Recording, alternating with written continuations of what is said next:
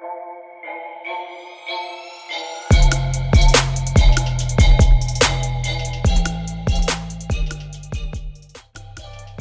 and welcome to the Unstoppable Marketing and Mindset Podcast. Rebecca Saunders, thank you so much for being here.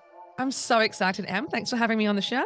Oh, thank you. You are my second ever guest on this podcast. So it's pretty exclusive at this point. I wanted to set the bar pretty damn high, and I'm really glad that you said yes. I am loving that. I'm feeling the VIP, Em. I'm feeling it. Yes, very, very VIP. So I just want to start off. I have already introduced you before this. In a magic time that doesn't exist yet, but will exist in the future. But I'd love for you to share with the audience, who is Rebecca Saunders? Oh, well, Rebecca Saunders is a dream life business coach, video ninja, and speaker. So my background historically for the last decade has been building a global video production company. So think online courses, big sort of client case studies, snuck a feature film in there, which you can now actually watch on Stan if you're in Australia, which is quite exciting. And in the last, and we're going to deep dive into this, but in the last 12 months, off the back of a crazy hectic COVID, have decided to move more, very much so, into the business coaching space around celebration. Because as business women, we don't celebrate our milestones enough. So I business coach in that way and have a community online called the Champagne Lounge. And that is where you'll find me. Oh, that's amazing. Celebration, the Champagne Lounge, it all fits in very, very, very nicely. I'd love to know more about your story of what got you to this point. And if you can speak into as well, why the change in those last 12 months? Okay, so my story of business building isn't one of I've got this deep desire. I've got I've got this thing, it's firing away and I'm going to solve it. There was none of that for me in the sense of the business that I built. I moved to Australia in 2012 with not much more than my laptop, $500, and a huge desire and dream to stay and live in Sydney. There's something about the Harbour Bridge and the Opera House that still makes me smile a decade later. And so when I was here, I was very much finding, what do I want to do with work? Like, I'd be a terrible employee, much like very many entrepreneurs.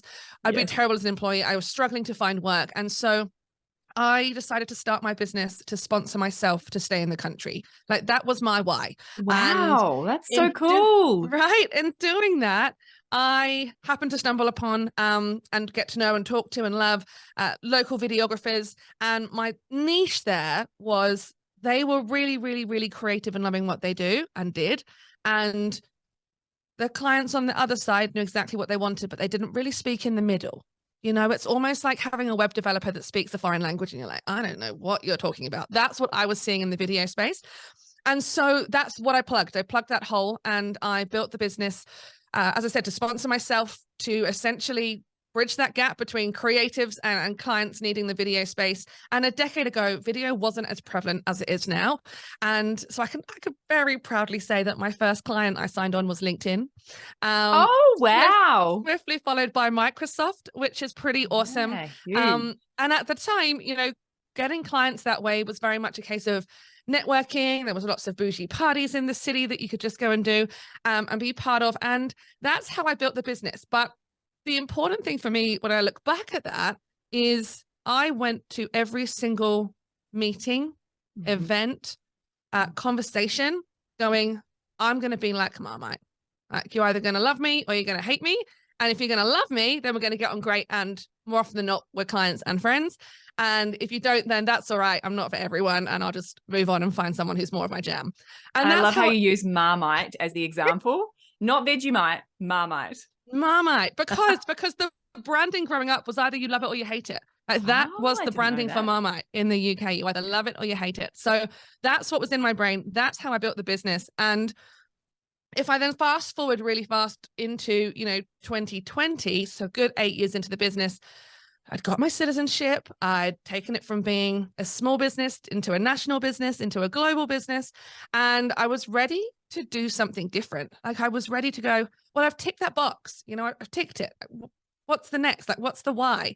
And at the beginning of 2020, in February, in fact, I had a chat with my team and I said, I can't do this anymore in the way that we're doing it. I just can't do it anymore. It's getting too difficult. Technology has become really accessible for everyone to go and do. any kid out of uni is starting to do video content now. People can find stuff on Fiverr. I'm just not having the fun anymore. So we're going to sort of, do something different. Not do it in the same way. Everyone's not on salaries anymore. Shake it up. And about 2 weeks later, COVID hit. And there was that whole, okay, what do we do now? And so we, as a team, we sort of balanced it between what is going on. Like in that first few weeks of COVID, we're going, do we follow the freelance model? Do we stay on salaries for the sake of what's to come? So there was that big balance between what mentally do we want to do, but also what morally do we want to do to maintain the team and look after them. That was my big thing.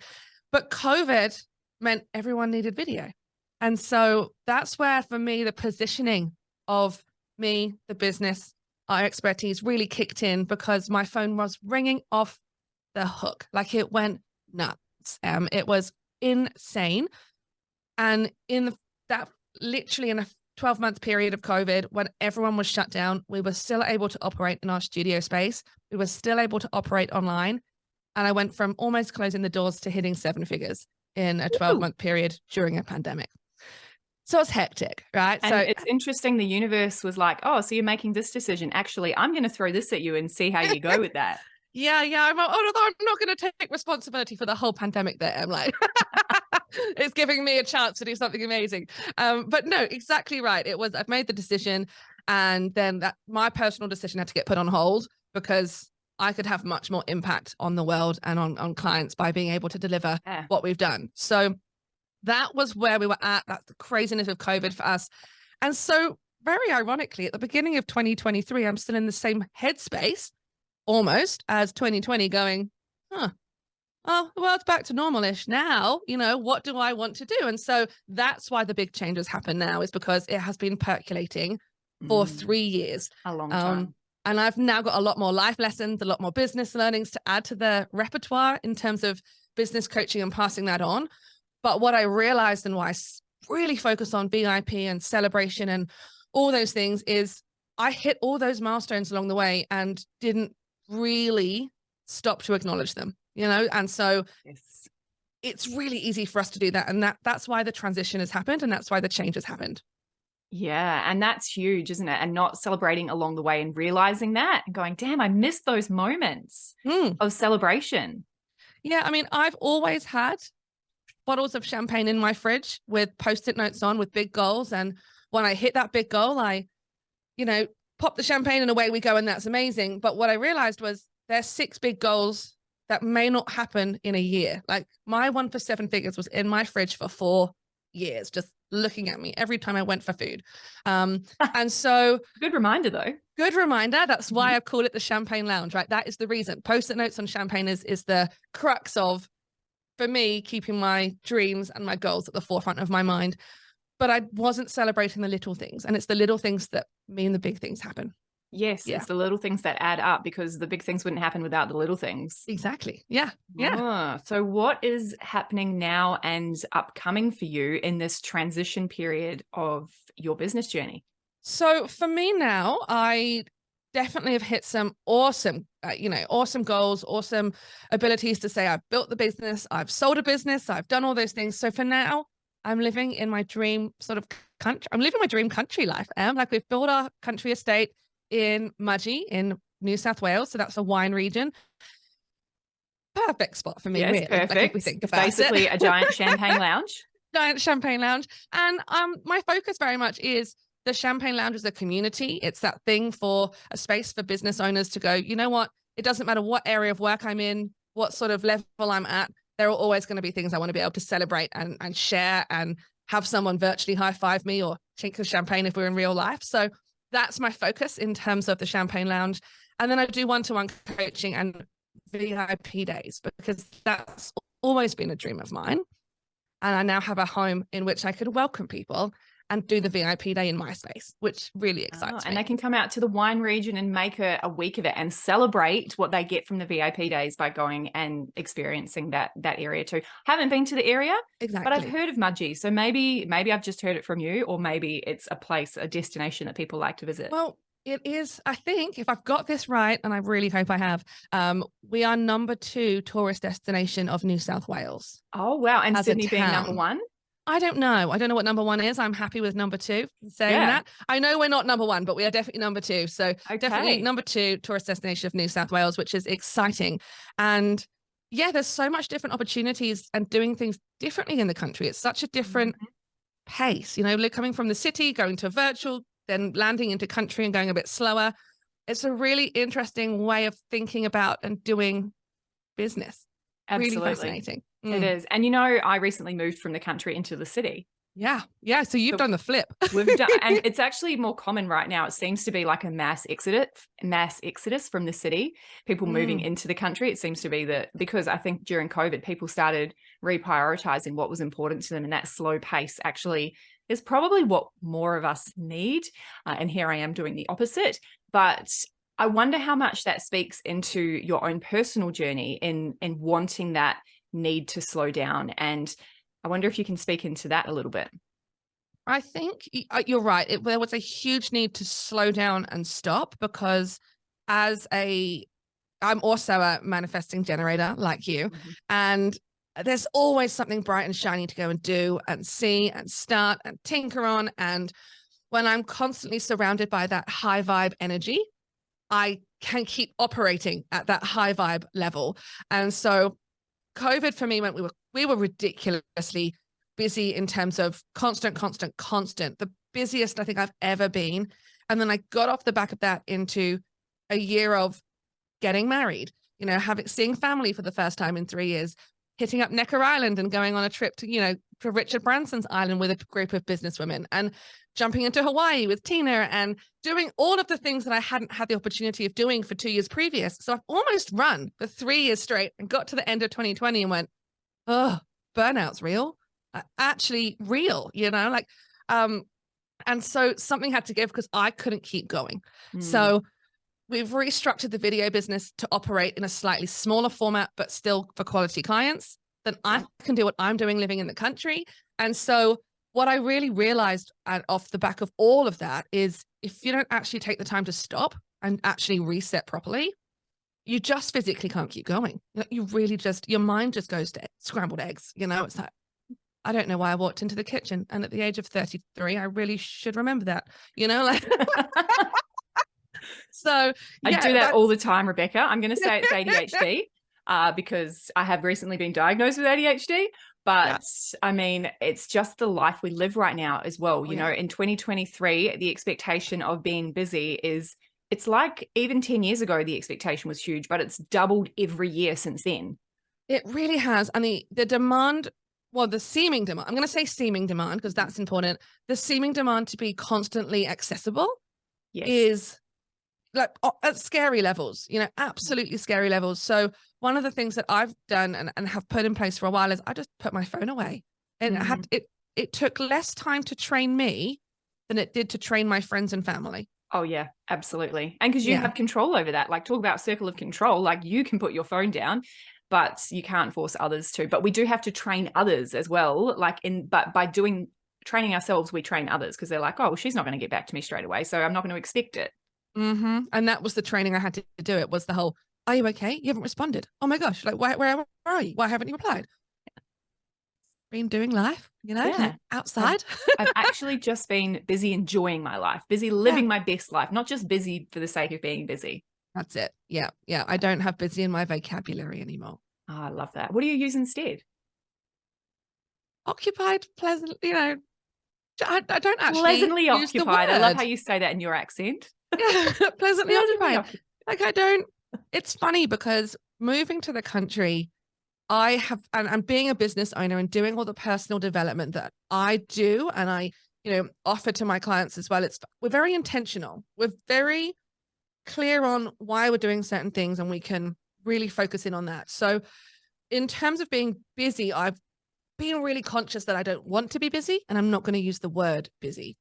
Yeah. But it's funny because on the flip side of that, my husband, when we go back to Sydney now, tries to pack in so much stuff into a weekend because he hasn't seen people or people haven't seen him.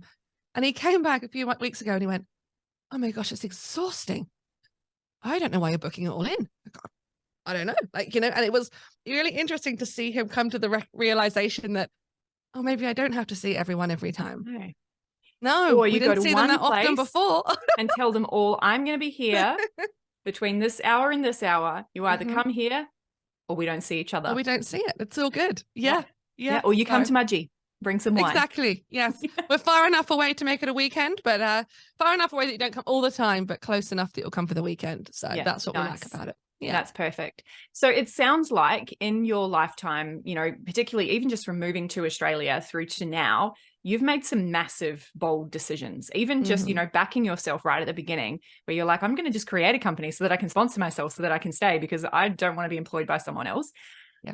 And then making the decision to move from Sydney to Mudgee, the big decision to go from I'm the video ninja into actually I really want to coach others and I want to be helping people find that sweet spot in their life and their business. So how do you make decisions? That is a big question. Can you speak into that massive question there? You know what? I always make decisions based on gut. So if my gut feeling is let's do it, I'll probably do it. Like I'll definitely do it. I'll definitely do it. I mean, when I booked my flight to Australia, I remember booking my flight back in 2012 and I texted my mum and said, I've booked a one-way ticket. I leave in 2 weeks' time. She's like, what? Rebecca? Okay. And that was really, that was it. And when I did that, I owned my house in the UK.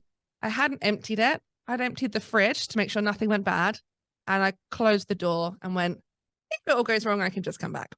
Like, that's how my mind worked, right? Like, no clearing the house, finding someone to rent it, nothing like that. It was, I'll just close the door and I've got myself a bit of a buffer and we'll see what happens. And so I think for me, it is that follow my gut. Like if it's a really deep feeling of I need to do that, yeah, it doesn't, the idea of it being crazy or not normal doesn't even enter my thought process at all.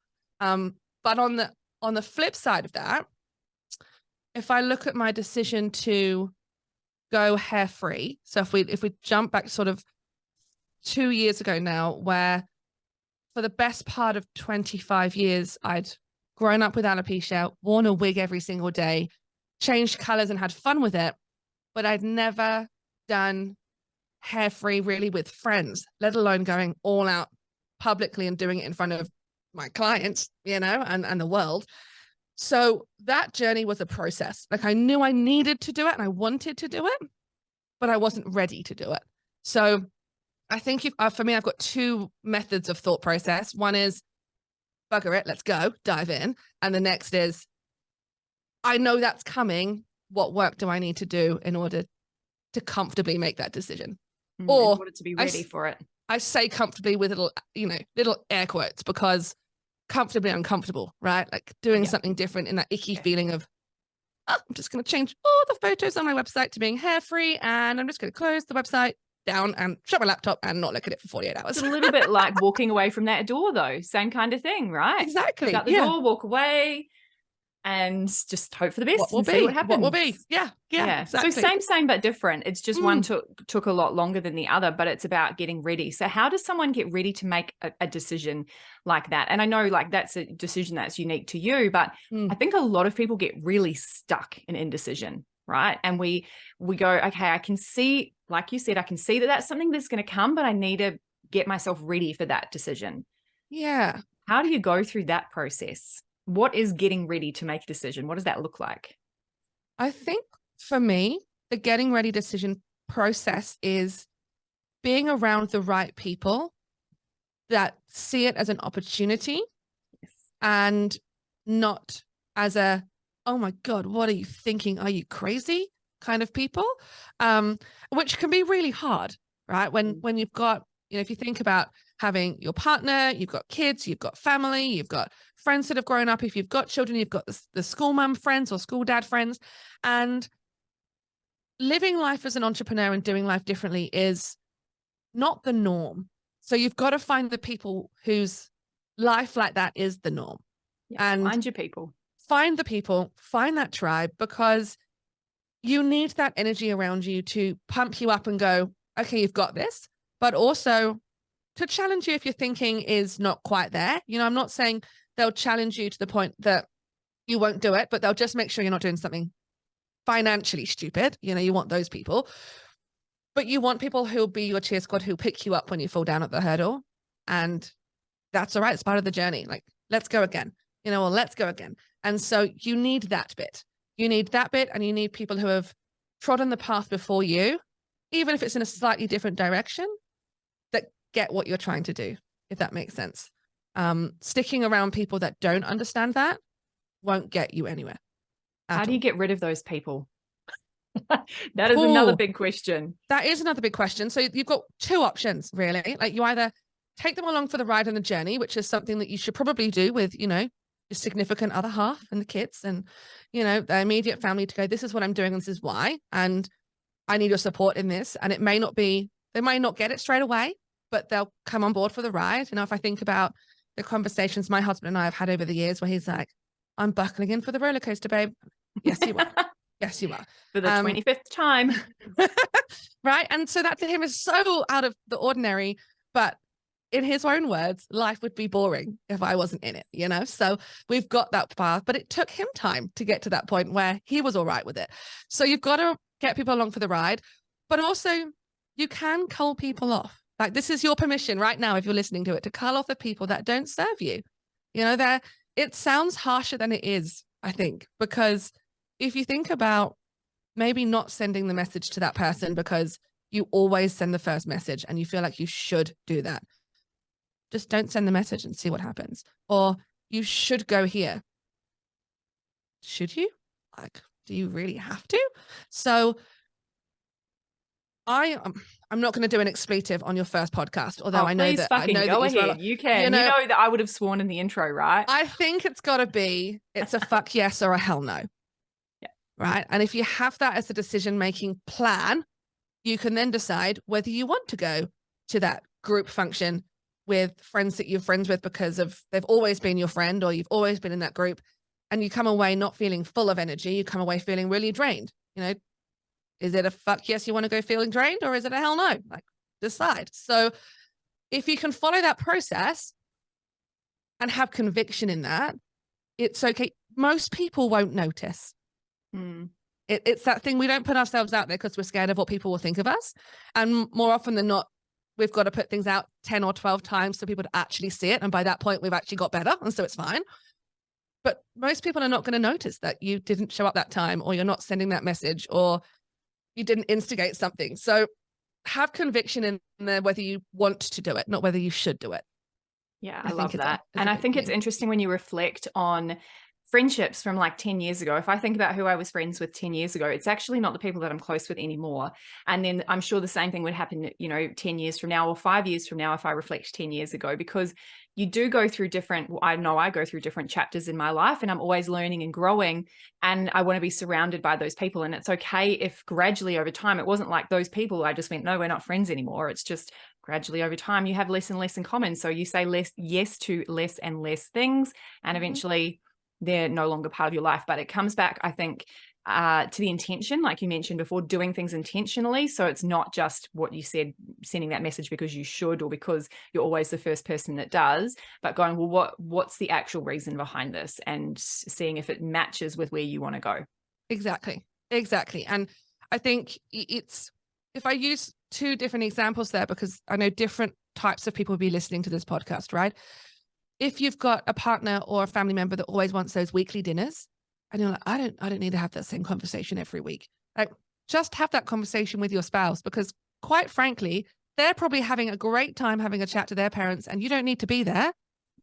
You don't need to rock up every week. You know, that's something that I know a lot of people have to have those conversations, to those weekly family things or those fortnightly things. It's okay not to go every time. Like, you have that conversation. And also, it's not always easy. Like, I'm talking about this as though it sounds really super easy, right? Like, I've learned it. I've been doing it the whole time. There'll still be days where I'll go, I wonder if someone will message me to invite me somewhere. Like, And I can very easily find myself, I can spiral down on that super fast if I let myself. But then there's a little voice on my shoulder that goes, but you're always the person that does the organizing. Like, you're the person to the other people for the organizing. I'm like, oh yeah, who should I message today? So it's okay to just find your spot and find your flow. And it's okay to have the odd wobble. Like, it's going to be a journey. And that leads in really nicely to talking about, you know, video and confidence on camera and getting in front of others. And I know you were on the same call that I was presenting on in her Empire Builder this morning, where one of the most common things that came up in terms of mindset of using your voice on your socials was people not wanting to do live videos. And I've just had a client that has had a VIP week with me. That was literally the one thing she wanted to work on, was becoming more unstoppable in getting her face to camera and you know, sharing her story, sharing her knowledge without so much fear. So that's another big topic. But what would be, say, your top 3 tips or your top 3 key takeaways for people who are like, I really need to get myself more in front of the camera on my socials or just out in the world, but there's this fear holding me back? So, which would be my top 3? Because I could talk about this for a long time after a decade in video, right? So I think the biggest thing I would want someone to hear and understand and really take on board is that we are our own biggest critics, like massively speaking. So with the likes of live video and pre-recorded video, if you go down the route of watching yourself back or watching yourself in the camera when you're doing live, so watching yourself in the camera doing live or watching yourself back on the pre-recorded content, and then deciding that you don't like the way you use your hands, or you don't like the way your eyes do whatever they do, or your hair looks a bit weird, or whatever it is that you've decided to pick about yourself today, chances are you're not going to do the live again and you're not going to record another video. That's just the nature of it. So one thing I got my clients to do a lot of in terms of, let's go live first, because I know you talked about live predominantly. Right now, my camera, as we're recording this, I know it's a podcast, but we are doing the video. My camera is nowhere near where I can see myself. Like my actual screen is off to the side and I'm looking solely at the camera. I don't know really what I look like. Like, I don't really care. It's what I look like. I can't change it. So that's how I get people to go, focus on the camera, don't focus on you, because we're really easily drop our eye lines down to look at ourselves, right? So that's one big thing there. The second thing with pre-recorded is just record it and send it to someone, an assistant, a team member, or someone on Fiverr, you know, a video editor of any form, and just don't watch it back. I have watched maybe half a dozen of all the videos I've created of myself over the last 10 years. I don't watch them back. There's no point. I'll just pull myself apart. So don't watch yourself back and don't watch yourself in the camera, I think is going to be number 1, because we are self-critical. Number 2, I'd say, is be comfortable. So I have a phrase, be a Sean, don't be a sheep. And what I mean by that is don't look at other people to see how they're doing video for you to copy them. Because if you're not a hand talker and you watch me on video and you're like, oh, you'll end up just talking like this. Now I need to talk with my hands and I don't know how to do that. And you've got yourself in a bit of a flap, because now you're trying to do something that's not natural to you. And it could be anything. You know, don't look at other people for inspiration. Just try and find your vibe. Like, walk to your own beat. They're going to be, that's another big thing. And then just have fun with it. You know, one of the things that I struggled with for a long time is you feel like you can sound like a bit of a broken record. You know, you're always saying the same thing, slightly different ways. But the chances of people watching all of your content or hearing all of your things is really minimal. So you can say the same thing a few times over and over and over again. And it may feel repetitive to you, but it's not repetitive to your audience. And the real beauty of that is you don't need to plan that much content when you've got 12 awesome topics, you know? So repurpose it and just put it in different formats, in slightly different words, and boom. That's it. Done. Super easy. Pick 12 things, write it down, and then just cycle through them in a different way. Yeah. 100%. It can be that easy. And now with artificial intelligence, AI, there's so many repurposing tools that can help you to rewrite things and absolutely put your own spin on it. Don't just copy what the robots are saying, because it'll all sound the same. But it is fascinating the way we can do that. And I think we overcomplicate it a lot of the time too. We really do. We overthink, and we can get to a point where we've tied our brain in knots, which is why it's, right. So, you know, the more you think about it, the more you overcomplicate it and the more you're not going to do it. Yeah. So. Yeah, I love that. Thank you. And thank you for managing to make it all into 3 small tips, although they weren't small. They were, you know, they were big, chunky, juicy tips that I know could be an absolute game changer. And I think the biggest one for me is not watching it back. Definitely is a huge one. To be honest, I don't have the time to watch it back. That's my thing, is it's necessarily about the energy, but not watching it back, because then it takes twice as long to do the thing. Exactly. Yeah. And the second thing is remembering, I think you mentioned it before, not in those 3 tips, that what we think people are thinking, they're probably not even thinking. Correct. Right. So 100%. It's actually not even true. We're just making shit up all the time. Our mind plays tricks on us. It really does. Very much so. So people are not thinking about that. And as you're talking there, and I'm listening to both of us speaking, you've got to also remember that you're human, you know? So if you do the odd or the odd or the laugh in between, or the, I've actually just forgotten what I was about to say. Okay, got it back. You know, that is okay, because no one is expecting you to be super polished TV presenter style. So be human, you know, be a Sean, don't be a sheep. Yes, I love that. Be a Sean, don't be a sheep. I wanted to ask you, one of my final questions that I'm wanting to ask on this podcast is a simple one, but hopefully an easy one for you to answer. What is one thing that makes you feel totally unstoppable in business on a day where you're feeling a bit blur, whether it's like a activity that you like to do or something you like to watch? What's one thing that you do that makes you feel unstoppable in business? Oh, okay. That's interesting, because 2 answers. If I really have to be in the zone and I'm not in the zone, I will put music on and I will like dance like a crazy person to put myself in the zone. So you were my soul sister for a reason. What music? Come on, tell me what music it would be. Oh, I have happy hits on my Spotify, just plays me random stuff. So like, you know, I'm probably talking 80s, 90s, noughties pop music, to be honest. Ones that I can belt out, you know, like driving songs. Yeah, ones you can sing to. Very much so. And very much so. Sing out loud. And if I don't have to be on and present, as in I can step away from the computer and have headspace, I love to just be in the kitchen and create stuff.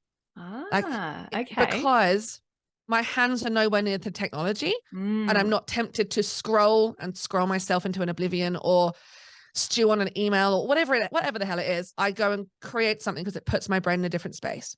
What do you like to create in the kitchen? Oh, what don't I like to create? I'm not a baker, but I'm a cook. So for example, yesterday when I was in a little bit of a funk, I'm going to need some energy back, I went and made sausage rolls from scratch with the puff pastry and all the things. Today I've made a pulled pork lasagna because I'm like, I just need 10 minutes of just doing something and I can smell it up the stairs right now. I'm like, that's going to be great tonight. You know, so it's just little things. So I love cooking. Like there is, and I haven't done it in your neck of the woods yet because I've only just launched it here. But because I'm in a new town, I started doing a dinner party called Business Uncorked, wine region. Love that. So people can come to my house and have dinner with me. I love hosting dinner parties, so fellow business owners can come. And my vision for that is to move between house to house so that I can host it at other people's homes in their dining rooms. So it has that kind of cozy home cooking feel, but with business conversation. I love that. I'm coming to Mudgee as soon as possible to come to Business Uncorked, and I would love to try some of the local wines and some of that pulled pork, please. That sounds delicious. I can do that for you, babe. Absolutely. My husband would love that too. I'm actually not great at cooking pork, so there you go. I need some tips. I can do that. But I could start a whole cooking school, but I've got to be focused. No more bright, shiny things. Yeah, that's manifesting generated traits, right? You're like, oh, I like this and I like that. Multi-passionate, great, but also can really be distracting from the key point. It can be. So I've learned to micromanage it. Doses of cooking. Yeah. I love that. Just daily, once a day, and then you eat every day. I love it. It's my happy place. Yeah, I love it. Perfect.